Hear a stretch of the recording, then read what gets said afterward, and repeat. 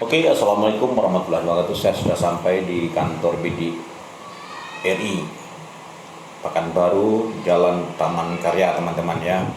Saya coba berdialog sama ketua LSM BD RI. Konsultasi hukum gratis loh teman-teman. Kalau teman-teman butuh boleh datangi kantor di sini teman-temannya. Oke, wassalamualaikum warahmatullahi wabarakatuh.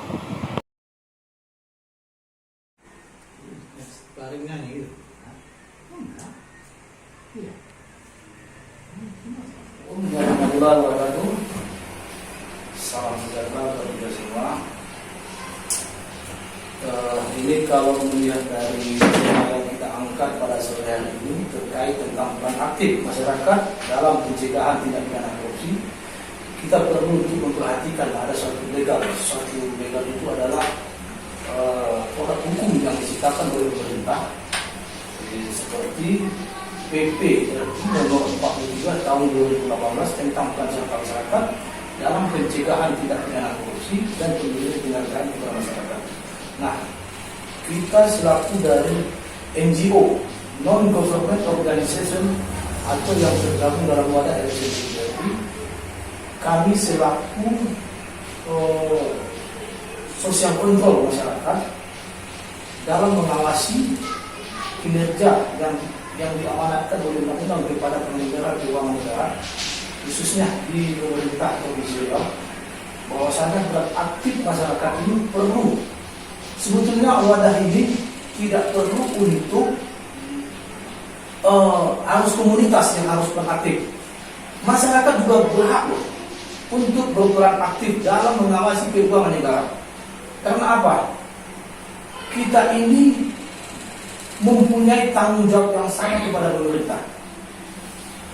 Karena hak dan kewajiban masyarakat kepada pemerintah itu ada. Pertama, kalau kita melihat terhadap Undang-Undang Nomor 28 Tahun 1999 tentang penyelenggara negara yang bersih dari korupsi, kolusi dan nepotisme, sudah disebutkan bahwasanya masyarakat itu harus juga berperan andil dalam mengawasi keuangan negara tadi. Untuk mengawasi itu tidak perlu harus komunitas dan tidak perlu harus kelompok. Masyarakat secara sukarela harus ikut mengawasi dan mengingatkan sebelum korupsi itu terjadi, maka masyarakat harus memberikan suatu pencegahan terhadap pemerintah untuk menciptakan pemerintahan yang good government atau pemerintahan yang bersih. Nah, kami selaku dari wadah lembaga sosial kontrol atau yang tergabung yang dikemas dalam hal ini adalah kita memang secara personality maupun kelembagaan kita memang harus berperan aktif. Bahwasanya masyarakat itu memang diminta untuk mencegah jangan sampai terjadi perbuatan-perbuatan yang melanggar norma terhadap pelanggaran korupsi.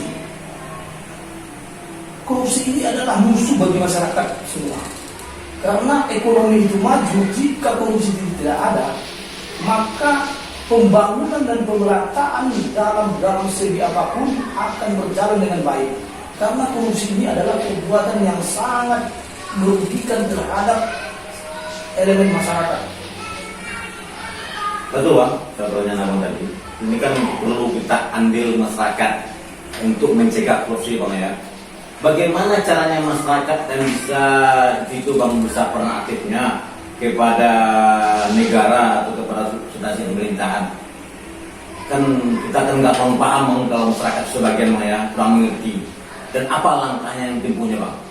Nah ini kalau kita melihat tentang peran aktif masyarakat kepada pemerintah, sebetulnya kita sudah melihat beberapa ada di daerah yang lain.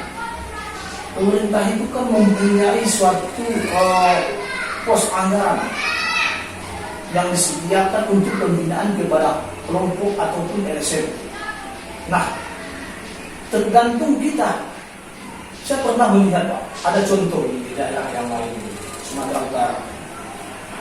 Ada beberapa kelompok atau komunitas yang tergabung di dalam Kesbangpol Dan itu kalau tidak salah itu merujuk terhadap peraturan Permendagri kalau nggak salah itu. Kita harus mendaftar dulu ke sana. Kalau bagi kita, sepanjang LSM itu tadi mempunyai legal standing atau produk hukum yang jelas, mempunyai keabsahan yang jelas, kita tidak perlu harus terdaftar tidak terdaftar. Artinya kita harus mempunyai peran aktif dulu, mencegah jangan sempat terjadi perbuatan korupsi. Karena korupsi ini ada 3 lini, Pak. Pertama yang diuntungkan, yang kedua memberi keuntungan. Nah, yang ketiga orang yang mendapat keuntungan tadi. Nah, ini saling berkaitan nih, Pak. Kenapa kami sampaikan seperti itu? Perbuatan korupsi ini lex specialis atau perbuatan korupsi yang khusus. Nah, kita sebagai masyarakat untuk mencegah hal-hal yang tingkat yang lebih kecil. Contohnya, kalau di level pemerintahan yang paling rendah adalah kepala desa atau kelurahan. Kalau kita lihat dari struktural pemerintahan yang paling rendah tadi, pengurusan segala apapun jika penyelenggaranya tidak berniat untuk merubah sistem birokrasi yang baik, maka akan terjadi korupsi itu bersifat kolusi. Dia kolusi dulu, Pak. Setelah terjadi kolusi, maka akan timbullah satu korporasi. Setelah terjadi korporasi, terjadilah korupsi. Itulah tadi hadiah. Hadiah tadi itu bersifat dia boleh barang atau finansial, boleh seperti itu. Makanya tadi korupsi itu ada 3 rangkaian: korupsi, kolusi, dan nepotisme. Nah, maka kami dari LSM ini meminta kepada masyarakat, baik itu kalangan kelompok apapun, Anda sudah disediakan oleh negara undang-undang untuk berperan andil dalam mengawasi keuangan negara, karena kita bayar pajak, Pak. Iya. Saya bayar kendaraan sepeda motor saya setahunnya berkisar 300.000. Itu sepeda motor, Pak, ya. Belum lagi kendaraan saya roda 4. Itu 2 jutaan, Pak. Nah, jadi itu keuangan negara, itu pendapatan negara dari pajak tadi. Kita harus ikut mengawasinya, Pak. Jika kalau kita tidak ikut dalam berperan untuk mengawasi keuangan negara tadi, maka penyelenggara tadi bisa saja untuk menyalahgunakan kewenangan dan kewajibannya tadi. Jadi Pak ya, saya dengar kutipan dari Bapak atau penyampaian dari Bapak tadi itu. Jadi masyarakat itu tak perlu takut. Kalau nggak kenal tahu hukum, marilah datangi LBH, Pak ya. Ya. Mari kita datangi LBH, minta bantuan penjelasan dan untuk menuntut hak kita, Pak ya.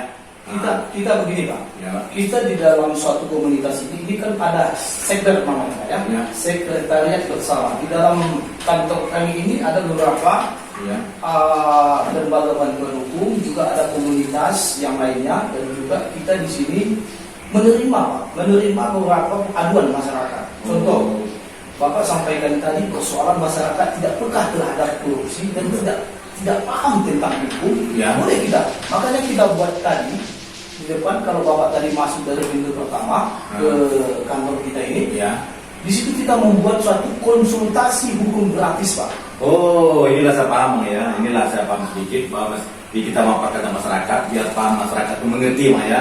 Jadi di sini datangnya masyarakat sini akan diberitahukan Terkait keluh kesahnya, Pak. keluh kesahnya tentang apa yang dialaminya, Bang.